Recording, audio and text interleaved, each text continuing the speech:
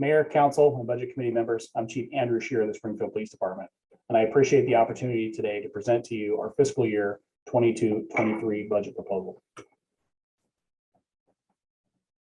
SPD provides year-round 24-hour service to the Springfield community through response to prioritized calls for service, visible patrols, investigation of crime, enforcement of traffic laws, animal control enforcement, and by providing detention services for municipal offenders. We perform community outreach, we provide crime prevention and safety education, and coordinate the dispatch of mobile mental health and crisis services such as Cahoots. All the members of this organization are committed to the role of community guardians and demonstrate that by serving and protecting every member of the community in an equitable, fair, and just manner. SPD relies on the 6 pillars of 21st century policing as the foundation for our decision-making. And those pillars include building trust and legitimacy, policy and oversight, technology and social media, community policing and crime reduction, training and education, and officer safety and wellness. Policing services are part of the governmental process that provides for overall public safety through the protection of life, property, and community partnership. Changes to our 2023 budget include the following: a 3.7% increase in personnel services, 2 new FTEs, which are a deputy chief and business services manager, and increased technology-related costs. In 2021, a reorganization effort included creation of the business services division and redistribution of program oversight across the 5 department divisions. Also in 2021, a new business services manager position was filled to oversee the new business services division, which provides enhanced support for dispatch and record staff and created a non-sworn professional staff representative as an integral part of the executive team. The reorg also resulted in the reclassification of an existing position to a crime analyst that is going to focus efforts primarily on use of force analysis. And the 2023 proposed budget incorporates the reintroduction of a deputy chief position that was formerly eliminated in the 2018 budget. That DC will provide an additional layer of support to the ops division, ops support division, and jail services division. The deputy chief will be instrumental to expand our efforts in the areas of oversight, accountability, and in building community trust.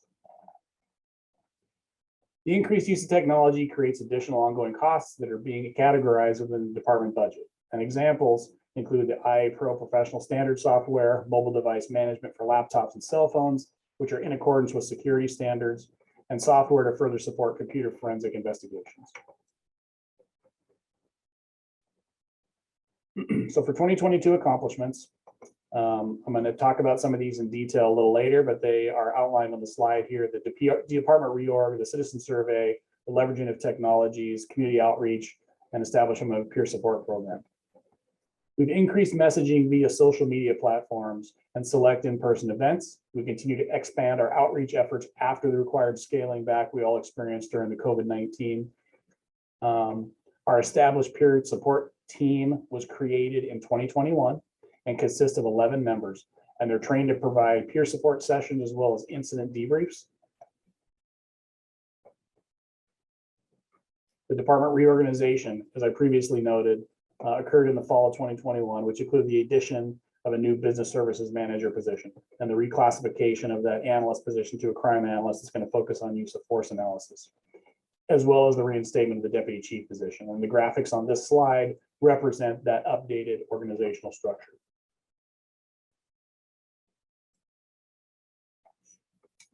We partnered with Portland State University to conduct a community survey this year and to seek input on topics such as trust in police, police effectiveness, perceived safety, and public safety problems.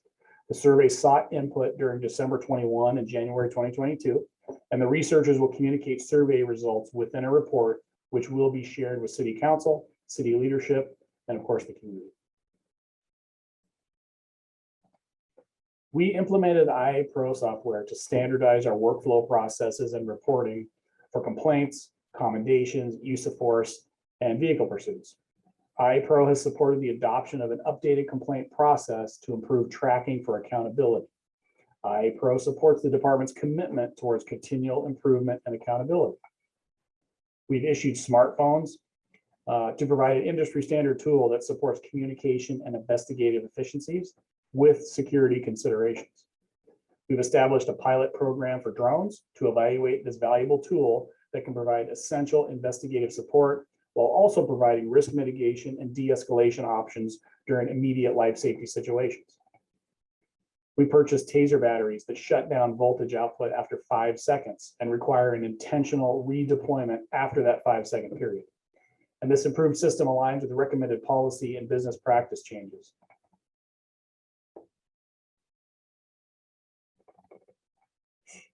We've got a number of initiatives set up for fiscal year 2023. One of them is a plan for agency accreditation. We are pursuing accreditation to demonstrate commitment to continuous improvement, to identify opportunities for reduced risk, and to better align with recognized best practices. Oregon is requiring an agency of SPD size to become accredited no later than July of 2026.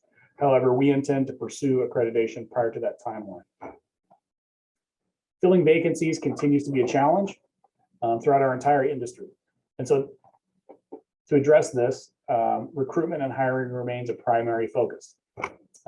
We've emphasized hiring experienced lateral police officers through hiring incentives and qualifying lateral officers. Recruitment of a workforce with diverse backgrounds and life experiences definitely remains one of our primary focuses. Department leadership is going to coordinate the review and potential update of our department mission and value statement. We're going to develop a comprehensive training plan that's going to ensure prioritized training is planned, budgeted, and delivered to our staff. SPD and the city are preparing for the renewal effort of the police and jail local option levy during the general election in November 2022. That levy is active through fiscal year 23, and the PD continues to control expenditures and responsibly identify revenue opportunities to control levy costs. That levy currently supports 20 police officers, 20 police staff, which includes 8 officers, 5 CSOs, 5 dispatchers, 2 record staff, 19 jail staff, 2 court staff, and a portion of a judge position. The entire budget of the 98-bed Springfield Municipal Jail is also supported by the levy. The funding of the levy would continue sustainment of our efficient response times, the current number of patrol and community service officers, and a demonstrated reduction in crime since the levy was approved by voters. That levy represents 28% of the police department budget, of the 2023 police department budget. Since the jail opened in 2010, property crimes have been reduced by 52%.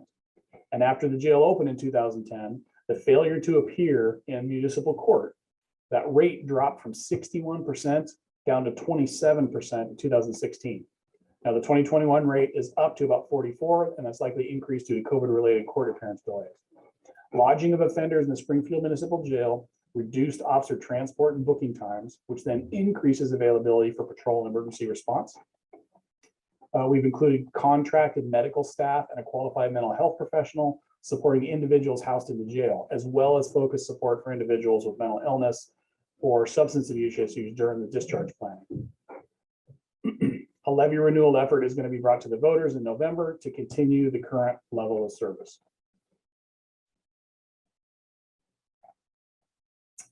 Future year considerations. So staffing is critical for our ability to build trust with Springfield. The people we serve, they expect an immediate response when they call the police, and that criminal cases are going to be investigated thoroughly and completely. Events nationally and right here at home demand that we create additional capacity for members to engage with the community in a variety of non-enforcement related capacities. So police response, crime reduction, community outreach, all support a community partnership that can effectively solve problems and build trust. As of March 2022, our staffing levels of sworn members were at 75% of authorized strength. And we know that retirements and resignations continue to trend up, which are going to further impact staffing levels. There's a continuing trend of fewer applicants for these open sworn police positions, and agencies find themselves, and we're included in that, in fierce competition for a very small number of qualified candidates. Agencies everywhere are offering a variety of financial incentives and benefits, such as additional vacation times, to attract sworn officers to leave their home agency and join a new one. We're working with the city to ensure we remain competitive in support of our recruiting and hiring efforts and incentives in order to attract future candidates.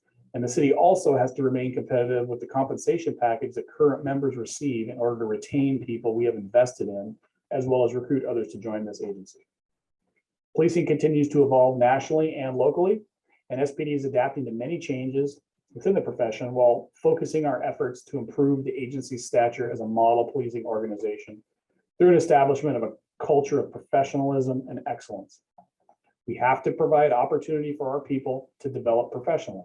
We have to consistently deliver high quality training so our members have the tools to successfully navigate the challenges of police work.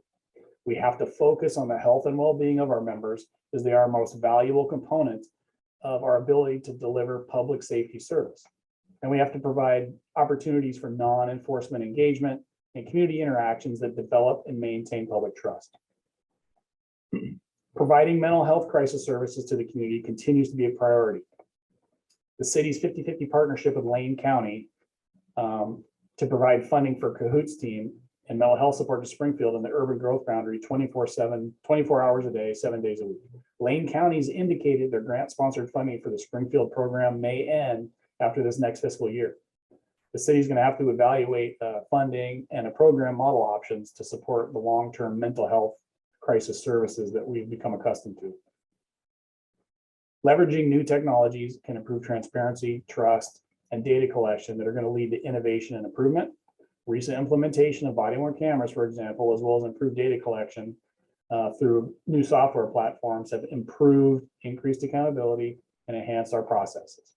And with the new technologies come additional expense for initial and ongoing licensing, storage, equipment, and then future equipment replacement. A very tangible but often overlooked cost and impact to service is the additional staff time required to properly utilize and manage these new technologies. For example, officers, sergeants, lieutenants, they spend time every single day reviewing body-worn camera videos and entering detailed information into the related software. And this increased workload is justified to improve the investigative transparency and accountability opportunities that this technology provides. But we're going to need to continue mindful utilization of these new technologies and equipment to support the goals and initiatives that we've set forward. Thank you for your consideration, and we look forward to discussing this more in our weeks ahead.